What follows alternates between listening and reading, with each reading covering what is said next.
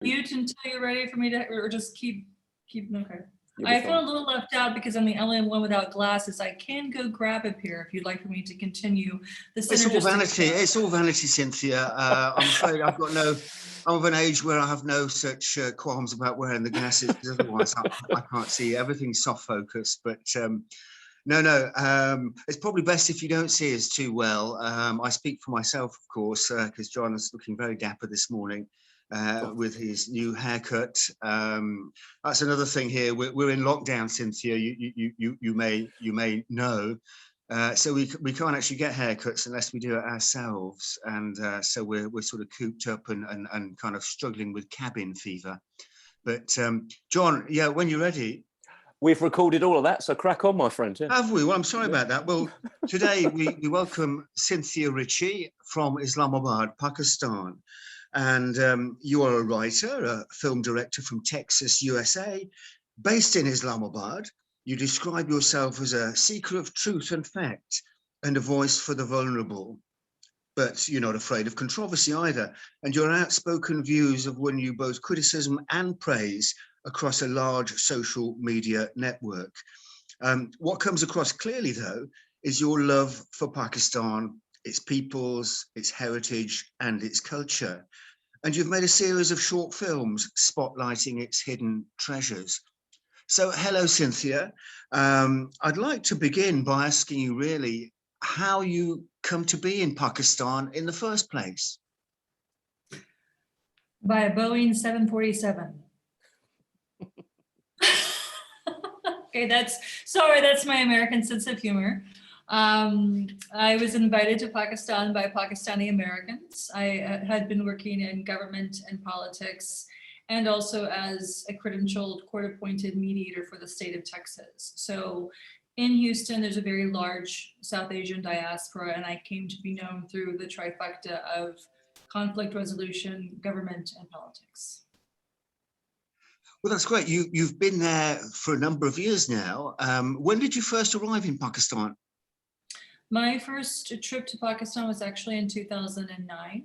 I traveled just on a lark with some Pakistani friends who knew that I traveled much of the world. And they said, Cynthia, you've been everywhere, but you haven't been to Pakistan. And I said, you're right, I haven't. And they said, well, why not? And I said, well, I think that's self-explanatory based on what the media tells us. And they said, oh, don't trust everything the media says. We'll take care of you, come join us. And wound up spending almost 2 weeks in Karachi during the winter time, which is a lovely time of year to visit Sindh. And I had prawns the size of my head, which of course delighted and thrilled me. So excellent first memories. So you've obviously been used to living in a way, I guess, between two worlds. You're from Texas originally, as I understand it. You've been based in Islamabad initially from 2009. In many ways, it's a very different culture. But I'm wondering just how that's impacted you, and what your impressions of Pakistan are several years down the line. Well, I think one of the interesting things is growing up in the Deep South. We Southerners in the United States are really known for our hospitality, our love of food, barbecue. It's very much a gun culture. I mean, I learned to shoot a pistol before I learned to brush my teeth properly. That's just how we grew up in the South. And we also have a tendency of, especially of our aunts and mothers and the more chronologically advanced ladies in our families, to want to see us get married and so forth and so on. And I sort of rebelled against those things in the South, because the American dream is you get married, but go to college, maybe if you're lucky, get married by the age of 21 and have a house with a white picket fence and 2.7 children. I wasn't really inclined to those things. So I thought if I had a chance to move to the other side of the world, I'd get away from all of that.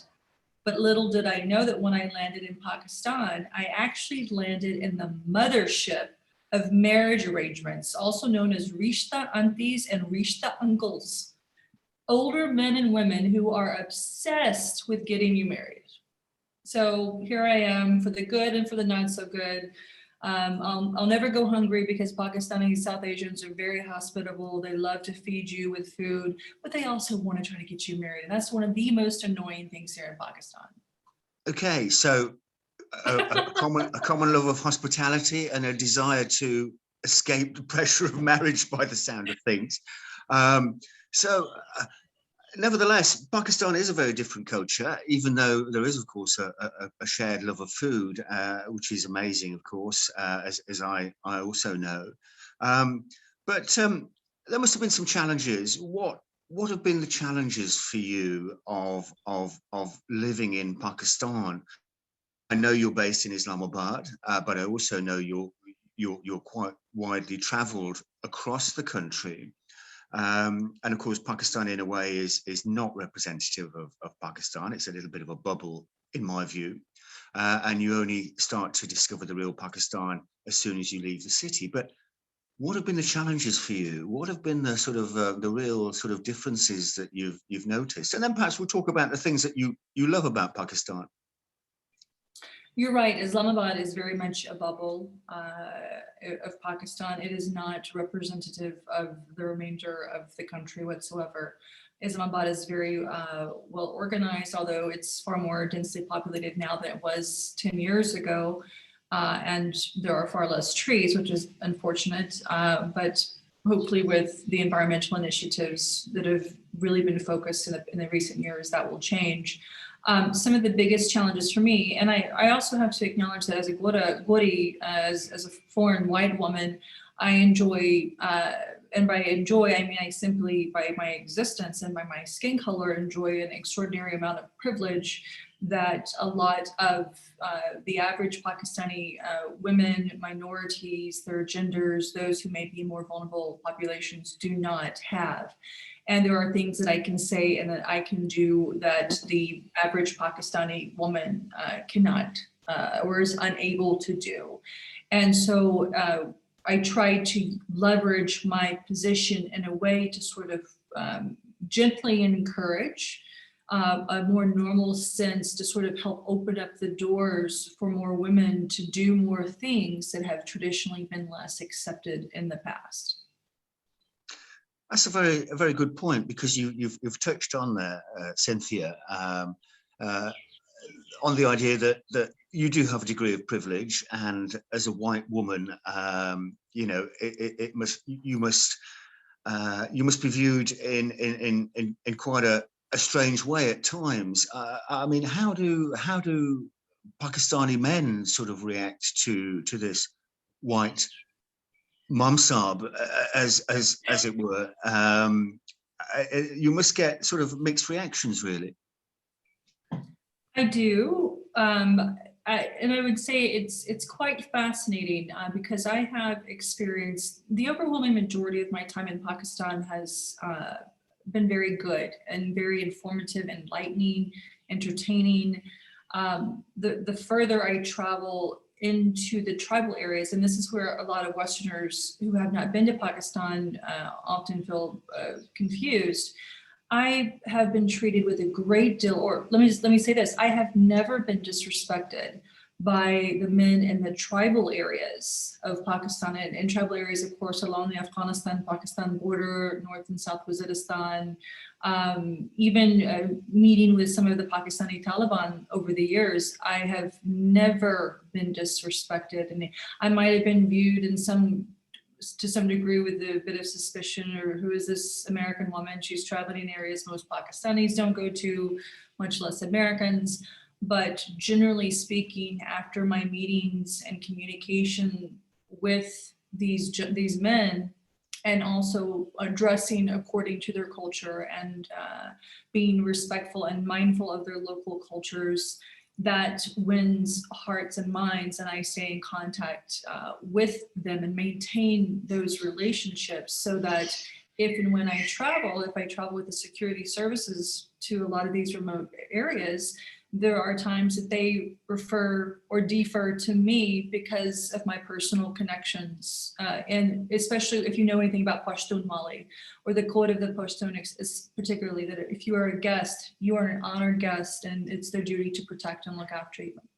Absolutely. It was my experience too. And when I travelled in the Northwest and into some of the smaller tribal areas as well, I was also never disrespected, quite the contrary. And I also never felt safer. I found the people to be very sincere, very, very, very warm, very hospitable. Even in the poorest communities, they would offer you everything they had. And it was very humbling. It was very humbling. And you know, I also came to love Pakistan, particularly the Northwest, although, you know, when I stayed on and off for about 5 years in Pakistan, also came to work in Punjab as well, and was based primarily in Islamabad then as well. So I know the city too. And I'd like to ask you though, what motivates you, would you say? What's your you know, what drives you, and what drives you to stay in Pakistan? Well, I love the region, and Andy, I mean, you would understand. You know, that there's a love for the people, particularly the rural people.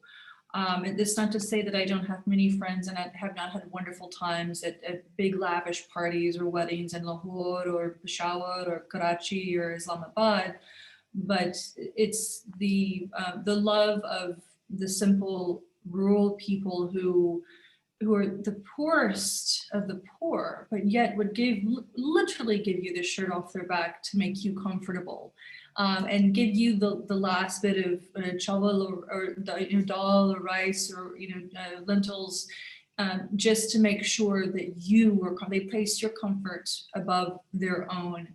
And it's that generosity of spirit. Compassion is a universal language. And it's something that's so naturally inherent in these lovely, lovely people who so often do not have a voice. And that is one of the things that I hope to do through my work and even sharing my experiences, is to sort of help break through those barriers. Because in South Asia, one of the key differences between Western culture and Eastern culture is that Eastern culture tends to be a shame avoidance culture. There are a lot of taboo topics. Westerners tend to be more guilt-ridden. And those are two diametrically opposed cognitive ideologies, and that often contributes to miscommunication and misunderstanding between our countries. You know, the Westerners think, why can't they do this, this, and this? But we're operating from a Western mindset and don't seem to have the capacity to fully empathize what it may seem like from the Eastern perspective. And that creates communication barriers that can build to larger things. So my hope is, as an American or as a Westerner, that I can contribute in whatever capacity I can to improve Pakistan-Western relations to create perhaps more global balance. Cynthia, do you find there's any suspicion about the fact that you're an American? By whom and for how long? Yeah, seriously, I've been living here for 10 years. When you say suspicion that I'm too tall, suspicion that I'm too brunette, suspicion about my eye color, because people aren't sure if my eyes are blue, green, or gray. They change, you know. I'd just like to clear that up right away, Cynthia. Sure. You look in no way suspicious to me. But what I mean in the context of American foreign policy, which has often been viewed by Muslim countries as anti-Islam, and the drone strikes that have been going into the Northwest, particularly the border regions, the tribal areas of FATA, there is often a degree of suspicion, if not even hostility, towards the US, as I've experienced it in Pakistan. Have you had any of that, or do people just tend to welcome you as a white Western woman who is interested in their culture? Well, of course, everything here is centered around dramas and intrigues and so forth and so on. You know, no one can simply be here just because they enjoy being here. Everyone's got an agenda somehow, somewhere. I can give you very specific examples, particularly during the Obama administration, when there were there was a significant series of drone strikes throughout the Khyber Pakhtunkhwa, throughout the tribal regions and the former FATA areas. And I happened to be traveling in those areas, and 2 or 3 days later, after visiting particular areas, there was a drone strike. And with the people that I was traveling, after the second or third drone strike, they sort of pulled me aside and they said, Cynthia, we're beginning to notice a pattern. You know, you are in these areas and 2 or 3 days later, there's a drone strike. And I'm like, look, do you see a red button anywhere near me? You know, and the men that I was traveling with, of course, had beards and, you know, the whole thing. And one of them says, Cynthia, I think you look CIA. And I said, really? What does CIA look like? And he said, you know. And I said, okay, well, if we're going to base our assumptions on what the media says or what movies say, I think you look Taliban. And he said, you've got a good point. And then he replied, we want peace, but not in pieces.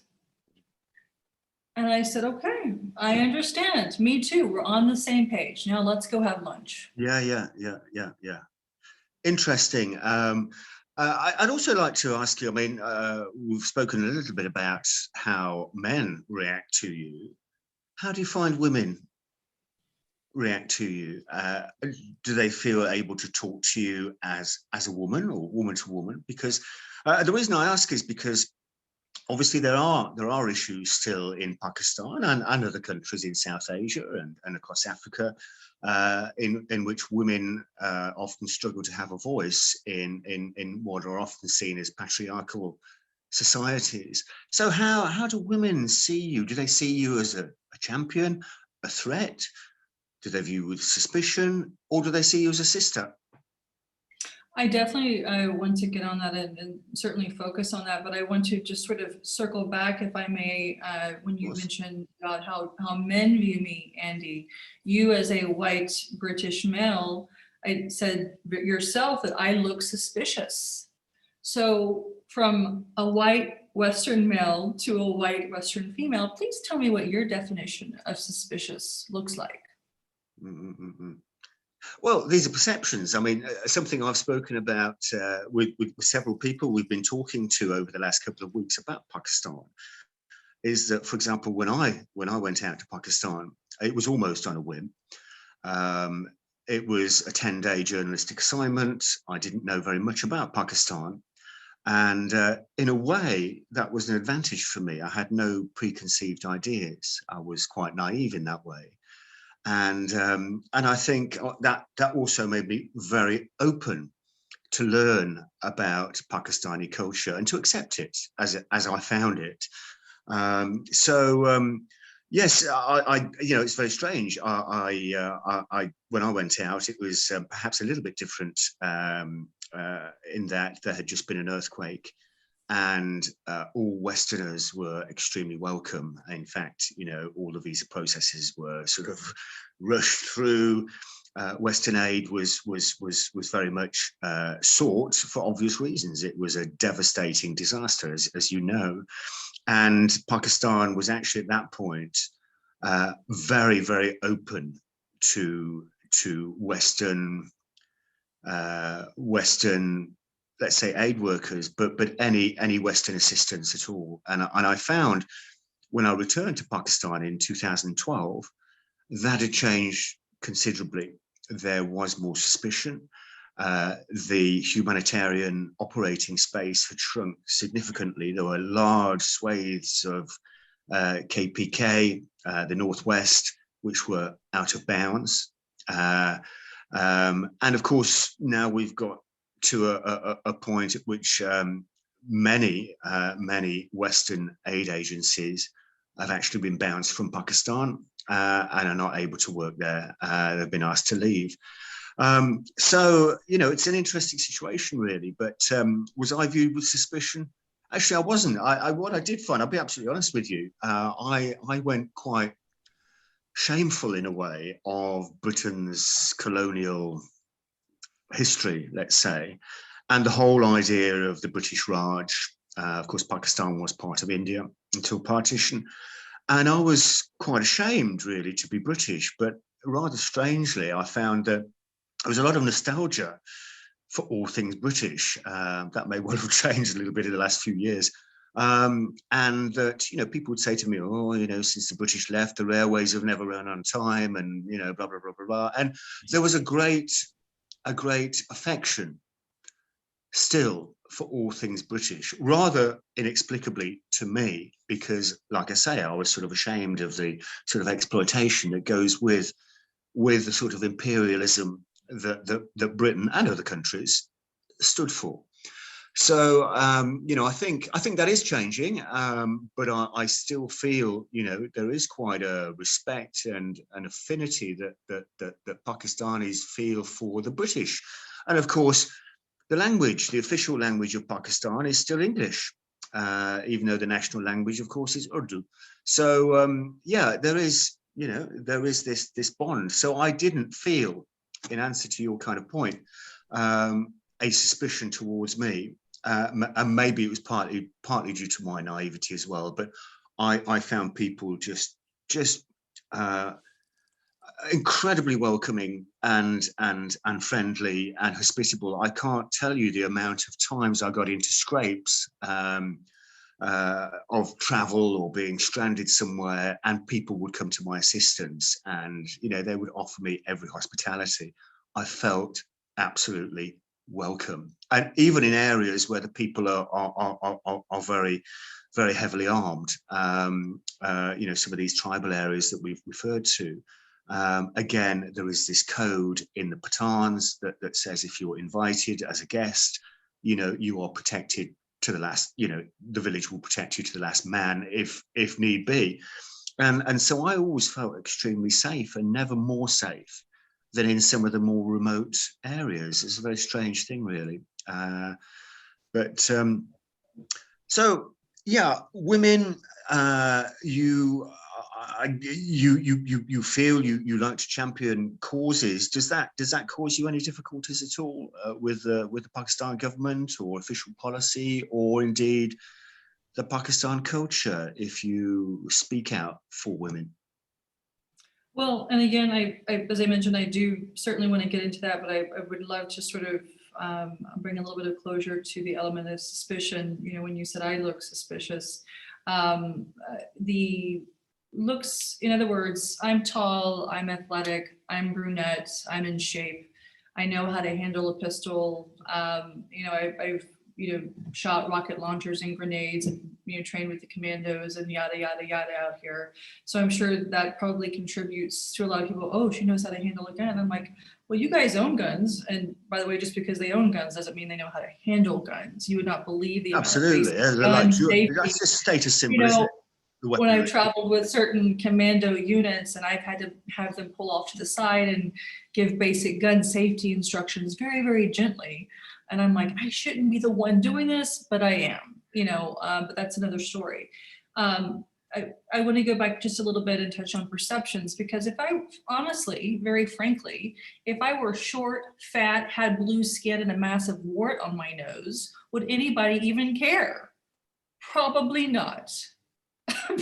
You know, as sad or ridiculous as that may sound, nobody would care. But because of this, just by virtue of the fact of the way I look, people say, oh, I look suspicious, and they do. And I don't mind anymore. I sort of went through the stages of, you know, in psychology, there are the stages of, you know, death, of dying, and the emotional undulations that people go through. There's shock, and there's grief, and there's rage, and so forth and so on. And ultimately, hopefully, sort of acceptance and maybe even a little bit of humor to sort of help adapt to the changing stratas of life.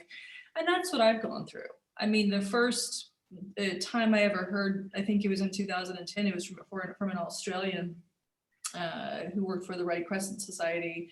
He said, Cynthia, you know, everyone here thinks you work for the firm.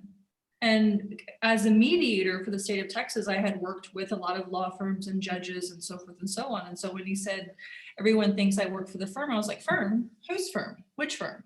I was thinking law. Yeah, yeah. And he just sort of looks at me, and he starts laughing and he was like, whatever, never mind. So I've been hearing that for years, and I've gotten to the point to where I don't care. I just sort of joke about it now. And I'm like, please, please notify if you're concerned about my status, the Pakistani number for ISI, call their local office, update them. You ask human resources at the CIA, I tag everybody and bibbidi bobbidi boo. I don't care anymore, ultimately, because I was born, in the words of Lady Gaga, I was born this way. I'm not going to go have, 8 vertebrae removed from my spine to shorten myself and stop taking care of my physique and have my skin dyed and put a couple of, appendages on my nostrils just to distract people from the way I look. I am who I am. Can I ask a couple of questions? Yeah. Okay. Good timing. Okay, I've been listening for 29 minutes now, so yeah, I'm gonna. Bless you. That's got to be a first, John. That's got to be a first. I couldn't get in, Andy. You were going for it. So I think when you're traveling around, obviously it's great that you've got this kind of access as well. I'm a great believer that a lot of the misunderstanding in the world is dominated because of what the politics and media says about people. And I often say I went to school for 10 or 12 years and learned everything that was important, spent 5 years in the army learning about who we didn't like. And then I spent the other 35 years undoing all of that ignorance by actually going out and meeting people and traveling the world. And I think one of the interesting things as a young man growing up in the East End of London, which was very multicultural, like it is here in Leicester, was I remember Pakistanis, I remember the Bangladeshis come in, the Vietnamese boat people, the Somalians, and again, I work with all of those organisations now in Leicester, is the fact that when you actually meet the people, you get to know the culture and what they love and hate, and what motivates them, what frightens them, and whether that's male or female or whatever. So if you get beyond those kind of stereotypes or the suspicions that the mainstream media or Hollywood, as you mentioned, the movies, you start to find out about the real people. So from our perspective, say here in the UK, if we were to say Pakistan, we'd either think of maybe our Pakistan community, if we are from somewhere where there are Pakistanis. We would think of cricket. We would probably have heard of Imran Khan. Why does his name sound familiar? The guy who's in charge in Pakistan? Well, because he was a cricketer. Oh, right. Okay, that makes sense. And then this young lady, Malala, who obviously, because of what happened to her, and she now studies here in the UK, and her global presence, a little bit like Greta Thunberg, I guess, with the climate, she's known for women's rights, education, particularly girls. When you travel and you get access to conversations with women who may be fully headscarfed and stuff like that, do they talk to you about what their aspirations are for what the Pakistan of tomorrow could be in those terms, or does it tend to be much smaller? And it's an excellent question. And as you likely know, Pakistan is a massive country full of an unending series of microcosms of society. Speaking to a Punjabi woman in rural Punjab might elicit a different response from speaking to a Waziri woman in North or South Waziristan, or Balochistan, or Sindh, Gilgit-Baltistan, here in Islamabad. The responses could be very, very different. And I think what is surprising to many Westerners is, at least in my experience, with my travels, particularly in the northern areas, the people in the northern areas are some of the most literate people in the entire country. They are also some of the most liberal-minded. And the individuals who are older than us remember a time, I would say individuals perhaps in their 60s or so, remember a time when tourism was thriving and people visited on a regular basis. And that's why I think I was just so proud when Prince William and his lovely wife came and visited, because for me that was a hallmark moment for Pakistan, which it so richly deserves, again, in my opinion, is to be acknowledged and appreciated for the many good things that it has done and has contributed to our global society. And it takes time to build a rapport. In other words, if I just go into an IDP camp or an internally displaced persons camp, and I walk in as a white person and I'm surrounded by a lot of security and protocol, then that changes very quickly the environment, and the response is going to be very different from what it might be if a woman knew she was able to speak to me comfortably and securely and genuinely from her own self, and not know that she's being watched by other men or security or other personnel that might be intimidating to her, either through just naturally occurring means, or she might be afraid to say the wrong thing. Pakistanis, again, in my opinion, and in my experience, South Asians at large, tend to want to give you the answer that they believe you will like the most. To give you a very simple example, if I'm lost and I stop to ask someone, which way is this city, the response that I might get, they'll say this, go this way, before they say, I don't know. Because any type of no is like a negation. And again, this is a shame avoidance culture. So people, the culture is not, individuals are not taught to say, I don't know, or I can't help you, because they want to be helpful. They're not always helpful, but Pakistanis are very good at wanting to be helpful and wanting to say yes. And they'll say yes, even if it's actually a no, or things are not going to happen, because that is part of the culture. So in order to get as honest and authentic a response as I want, I have to build a rapport. And that takes time. And it certainly depends on the subject matter in which I'm investigating or researching, even if it's more sensitive. Because talking to a woman, communicating to a woman in a shuttlecock burqa in the Khyber Pakhtunkhwa is going to require some facilitation to where the tribal elders know me, the Tehsil district elders know me.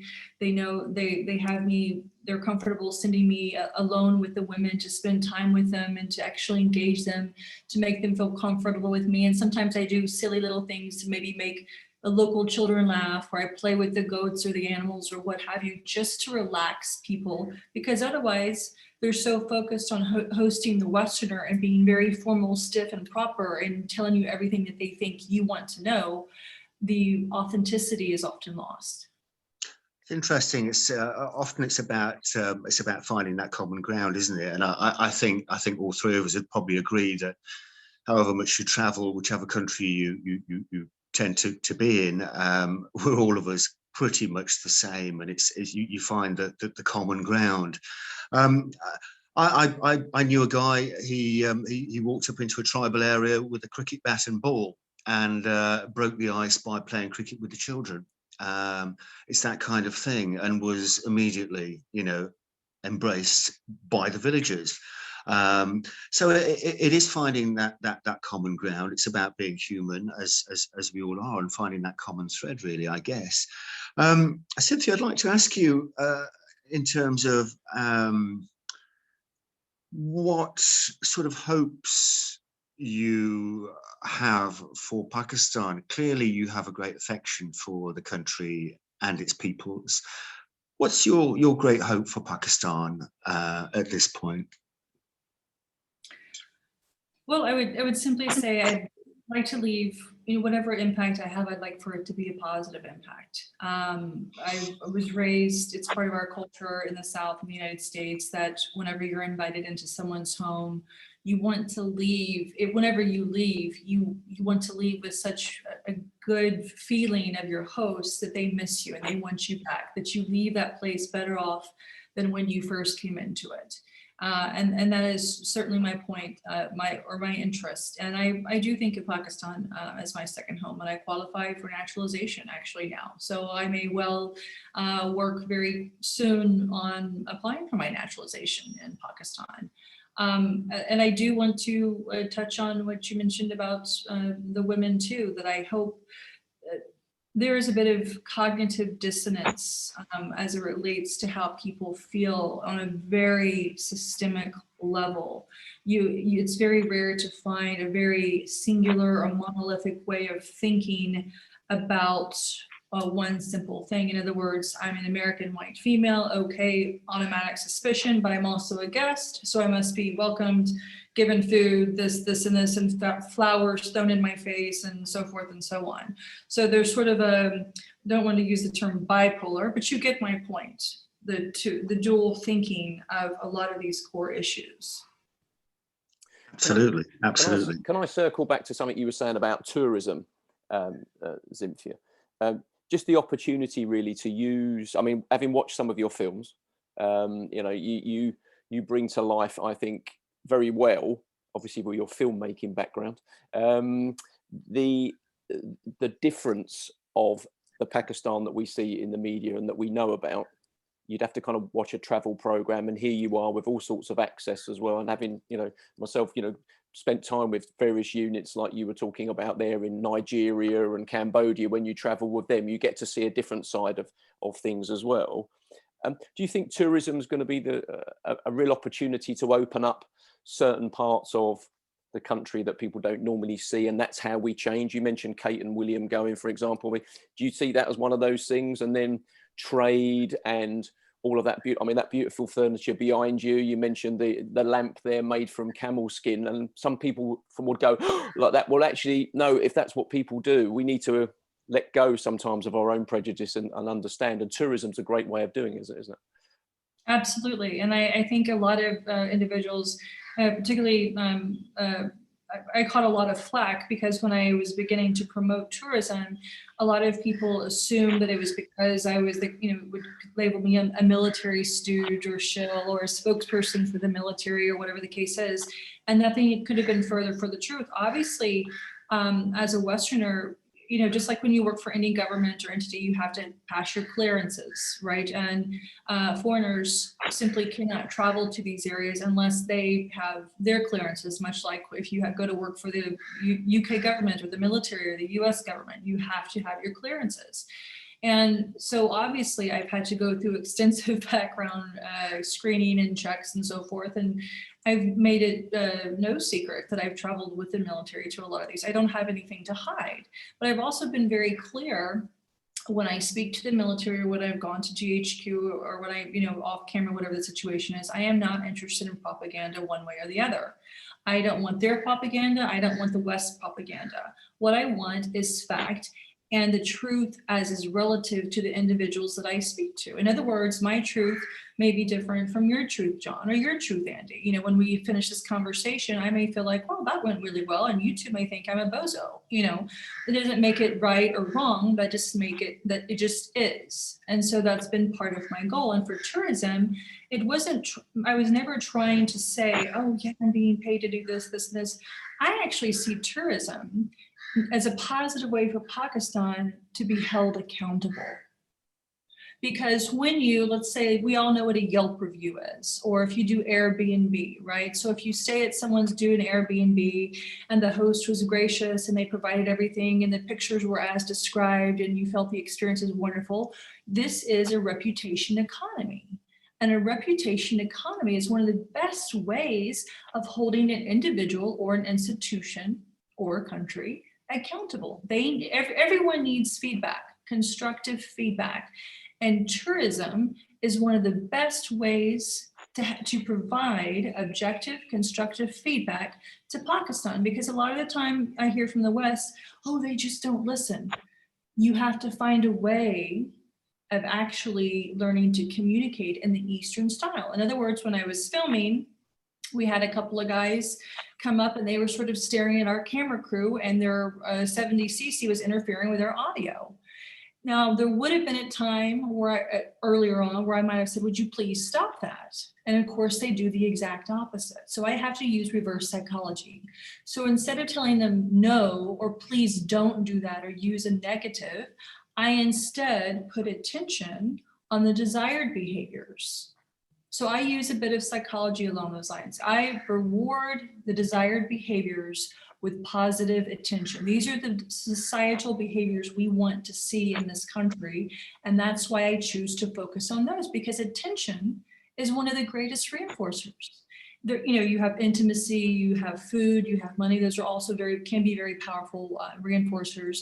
But intermittent attention is one of the most powerful reinforcers. And that for me has been far more effective in affecting positive societal behavioral change than doing the opposite of what everybody else has been doing for the past couple of decades. And we see how well that's gone. And also that tourism allows you to talk about arts and culture, and then employability and how we make these things and who makes it, how it makes it. You're talking about labor laws. You're then talking about opportunities for women to be able to be educated, to take part in trade. I think there's so many examples of it being done well in South Asia and Southeast Asia as well. So it's nothing new. As you said, it's a way of avoiding coming at it either head on from a cultural perspective or politics, where you're always going to come up against that kind of that resistance, if you like. Whereas bringing about that subtle change, using the systems that are there. I mean, I can imagine going onto an Instagram account of someone that was backpacking around some of the areas that you cover in your film. I think just it would be the desire that someone would want to go and see it. Well, that's the very desires why most people then headed off to Southeast Asia, or most people would go off to South America or to the Caribbean, is because they see other people doing it. And we need to be encouraging those kind of things in order to bring about any kind of change that we want.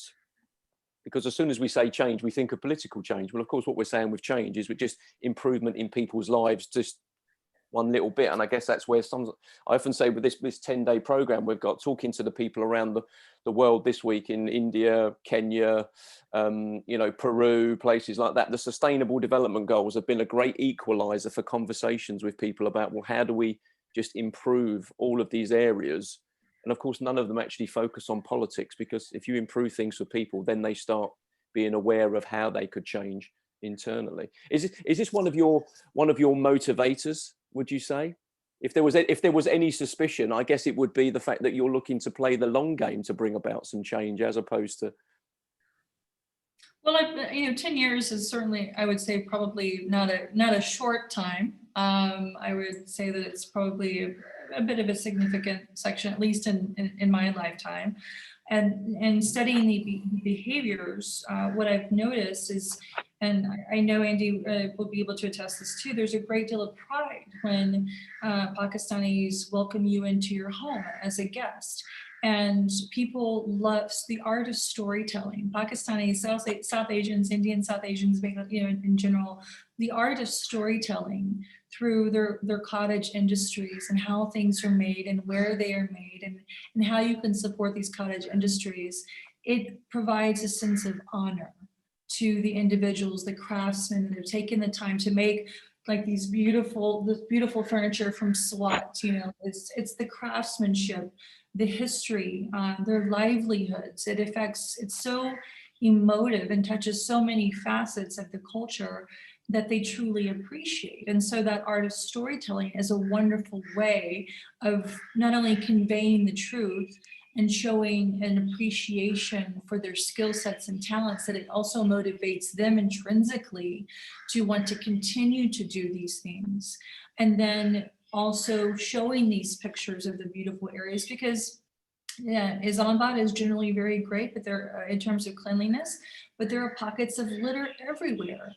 And when you show beautiful pictures and people say, oh, wow, that's my hometown, that instills a sense of pride. And then because a foreigner or a guest, someone from Sindh visited the northern areas, or someone from the northern areas visited Balochistan, or when you talk about the Khyber Pakhtunkhwa or Punjab or Kashmir, they love when someone shows their home or their village and speaks about it in a positive way.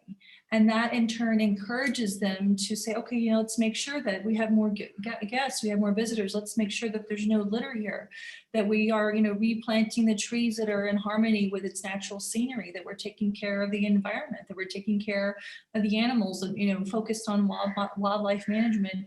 And we encourage international consultants to come in, because we want to now be considered a sort of a contestant, if you will, on the global stage of tourism.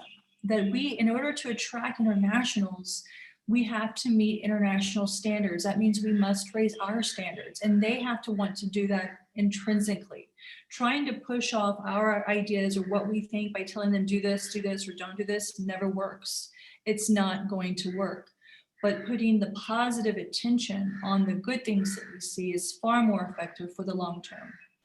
Cynthia, I agree with everything you say. And of course, in my view as well, I mean, I share your love for Pakistan, but I think Pakistan has it all in the sense of it's got great natural beauty, mountains in the north, deserts, jungles, coastline, and an incredible heritage, you know, the history, you know, the Indus civilizations and so on. You know, I've also seen a couple of your films as well, and you look at the sort of the ancient history and the different religions that have been in Pakistan as well, like Buddhism and, you know, of course, Sikhism and so on. It's got it all. It's got beautiful people as well. But of course, it's not all hearts and flowers, as we know. So I wonder how you cope with that in terms of when, you know, we know there are still issues of great poverty. There are issues around child labor. There are issues around women's rights and other social issues. How do you cope with that side of things? There are, I try to use the pre-mag principle, again, referring back to psychology, or what some of us might call a Akaka sandwich. You know, if there's a challenge that needs to be focused head on, a serious challenge, or let's say little Johnny, you know, needs to do his homework and little Johnny doesn't want to do his homework, then you preface that with a reward and you say, okay, little Johnny likes to go out and play and little Johnny likes story time. Okay, little Johnny, if you do your homework, we'll spend 15 minutes outside playing. And then once you complete your homework, we'll read a story together, right? So that's a very simplistic way of how I tend to handle the more serious challenges here in Pakistan. And that I have found has been very effective for me in making more impactful change on the ground. People, the individuals that I meet, I would say those who have the power to make the decision-making authorities, whether it's at the Tehsil district level, the local, because you want to do at the grassroots level. You know, in other words, the military doesn't need to be doing law enforcement activities. It needs to be, you know, doing what militaries do, but the law enforcement hasn't been trained or capacitized, and the large majority of the provinces, because they haven't had the funding to do so. Why haven't they had the funding to do so? Because the tax system has been so unbelievably god awful for the past number of decades, and people have not been paying their taxes. And then there's so you can't expect, for example, law enforcement to do its job if it doesn't have resources, for God's sakes.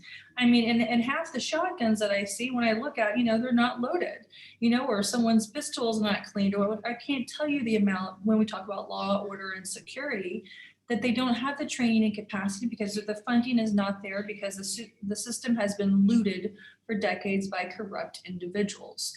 That has to change. And if Pakistan wants to encourage more trade and less aid, to sort of be more independent and stand on its own feet, which I believe it should, pull itself up, as we say, by our bootstraps, to help encourage individuals to community, from the community level to the country level, to stand on their own and to be have their independence and have that sense of pride of, yes, we're Pakistanis and we're partners with the West and we're reliable partners. And that's a two-way street, or that's a multi-way street, right? So in other words, there has to be so much of this change, and it's going to take years to sort of reverse engineer the decades of the absolute abysmal corruption that has been pervasive across this country. And that's from the education systems, healthcare systems, basically all systems. And I have one quick anecdote that I would love to share, and it's regarding an M&A from PTI. I was actually at the Islamabad Club several weeks ago, and John, you may not be aware, it's a sort of a more upscale club that people go to. It's a paid membership. There's a golfing grounds. food, dining, swimming pool, the whole thing. And there was this family that I had observed. The father had gone outside to smoke. And when he was done smoking, this was actually several months back, actually. When he was done smoking, he threw the butt on the ground, the cigarette butt on the ground. And his little son said, "Oh, but Papa, don't do that. That's littering, that's littering." And the son was maybe 6 or 7 years old. He was throwing an absolute fit, chewing out his father, yelling in the middle of a club that's usually fairly quiet, you know, and he was sort of causing an embarrassing scene. But the little child, this little boy, was being taught in school that littering is wrong, which is new for Pakistan. These are new subject matters that have not historically been taught. Don't litter, you know, throw it away in the rubbish bin, protect our environment. And you would not believe that because this little boy had called and I knew this family through other relatives, so they came back and told me the story because I wanted to follow up on this. The MNA, the member of the National Assembly, actually stopped or influenced that school from stopping that program because he did not want his child to continue to bother him about throwing the cigarette butts on the ground. Oh, and the shame of it as well, no doubt. How sad is that? Yeah. Unbelievably, I mean, the child is doing the right thing. So affecting behavioral change. And this is from an affluent, well-educated, ruling party family, of which I've been very supportive of the current ruling party, just like I would be supportive of anyone fresh and new in the United States of America. But if they screw up and they start doing things that I don't approve of, I'm just as critical of them as I am anyone else. But this is a sad, sad thing that the prime minister, the billion tree tsunami, you know, all of the ministers, all of his staff should be on page. It should not be a political matter. Some things should not be political. Healthcare, education, the environment, you know, these sensitive topics, that so much is made political here. And this man was unwilling to change his behavior when he could have easily walked maybe a few meters to throw his butt away in the garbage can. I think one of the key things, we've just got a couple of minutes left now, we need to draw it to a conclusion because we've been talking for nearly an hour, is education is the key for any kind of long-term change, you know, and it's through that education that you bring that change that then influences politics. So sometimes you can't have quick change, you make it a sort of a generational thing. And I think if there was ever going to be a follow-up to this conversation, which I hope at some point there will be in the future, talking about schools and the education system, and obviously the showcase that Andy and I are co-hosting tomorrow on Saturday the 20th is World Social Justice Day. And you know, Andy brought us all together around the impact of a school being affected in Karachi, being, you know, the chance to close and stuff like that, and hopefully that's been rescued now. So education and the school was the reason that we actually got this conversation in the first place, and maybe we can take that forward next time. If you're willing to meet with us again and talk specifically about that, that would be really interesting. Absolutely, always happy to. Andy, and I actually spoke with the principal our mutual friend Latif last night, Andy. So they have been able to reopen. They still have a couple of existing bills that they need to pay, but they have been able to pay the salaries of the majority of the teachers, which is one of their impediments. And I will be meeting them next week as well. Bless you, Cynthia. I do want to thank you for your involvement on that, because of course what we haven't really spoken about very much today is you do have a very large social media following, and I think you use that very well to point out certain things, not necessarily being judgmental, but just to raise issues or to talk about, to start the conversation. And so I thank you for that, because you've also supported the education of these desperately poor youngsters in Karachi, who otherwise would not receive an education if it were not for this school. So thank you for that. It's been a great pleasure to meet you, Cynthia. I don't think you look suspicious. Now you're doing a 180, Andy. He's backtracking now, isn't he? He's backtracking. You see, John, it took a bit of this rapport establishment to sort of reverse engineer that cognitive dissonance. Okay, no, bless you. I thank you for joining us. Thank you for talking to us very candidly this morning. And I know it's not been easy to actually sort the technology, so I thank you for that too. You take good care over there in Pakistan, and I'd love to catch up with you again soon. Thanks very much, Likewise, Cynthia. thank you so much. Bahut shukriya. Look forward to seeing you soon. Merbani, shukriya, thank you. All right, take care, Cynthia, and we'll see each other soon.